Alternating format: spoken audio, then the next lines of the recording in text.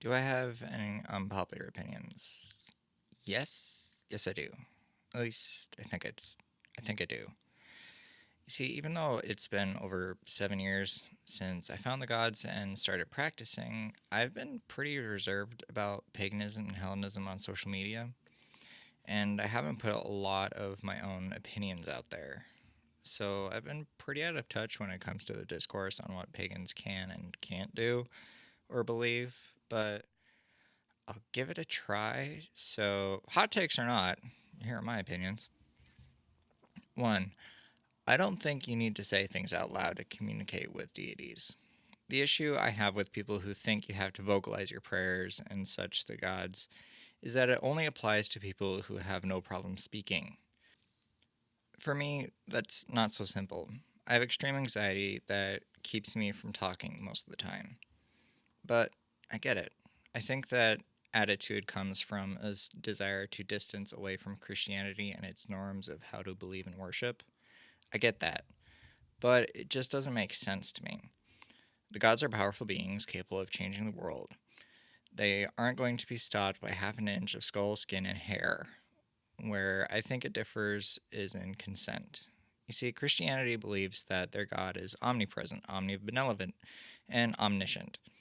That last one is talking about being able to hear and know all things. And Christians take that as he can hear your thoughts at all times. So even thoughts can be sinful. It's a destruction of personal agency and creates a relationship devoid of consent given. The way I see the gods is that they respect and obey consent. They can't hear what you think unless you are inviting them in to communicate with them. For me, that's when I'm giving offerings and praying. I do it in my head and think as hard as I can, for lack of a better phrase, to communicate that to them. When I'm praying, I'm opening up my thoughts for them to hear and respond to. And never have I felt that the gods were in my head judging me whenever I'm not wanting them to. Sure, aspects of my latent Christianity looms, and I get anxiety about it if they can and are judging me for my very thoughts. But then I take a breath and think about it and know my mind isn't my own. Number two, paganism in movies and fiction isn't a bad thing. I see so many videos and posts talking about how bad depictions of paganism are in everything like Disney's Hercules and Percy Jackson and such. But the thing is, I don't see those as a bad thing. Yes, there are some Christian influences, as there are with everything in our modern age. It's been about 2 millennia, so yes, there's going to be some sort of a Jesus filter on things.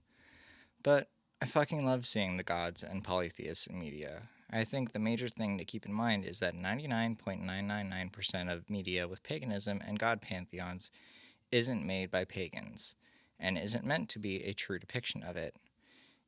It's there for entertainment and to make a good story. If there was something akin to the Hallmark Network for stuff like The God's Not Dead or Kirk Cameron movies, proselytizing movies basically, about paganism and polytheism that's depicted them like barbarians or showed the gods as evil, then I take issue with it. But I can separate my religion from the fictional stories in media.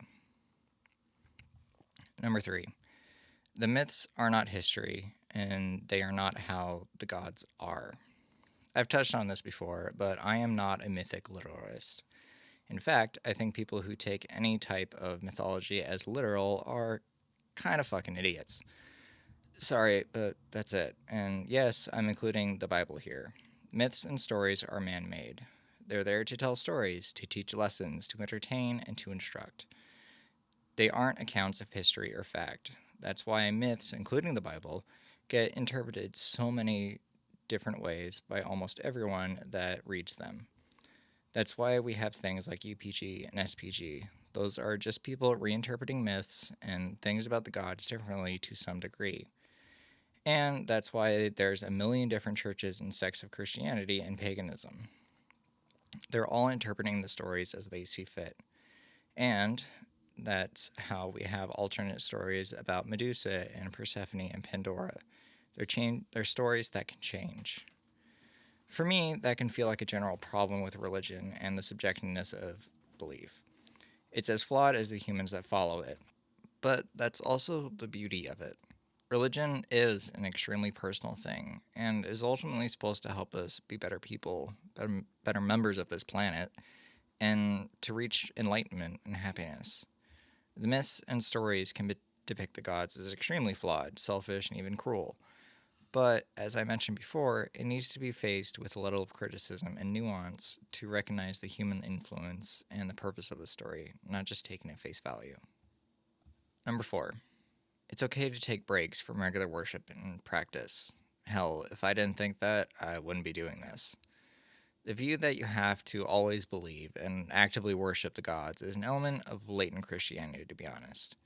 Basically, in that type of faith, periods of not going to church or not praying or whatever are viewed as losing faith in God or abandoning or being abandoned by God.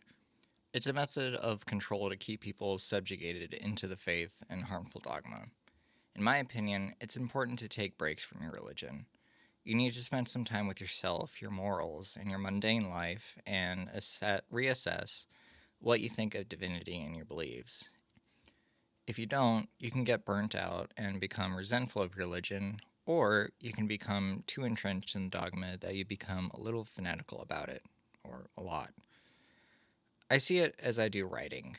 The common advice for writers is to take time away from their story or project. You put it in a drawer, don't open the document file on your computer, and just get on with other things.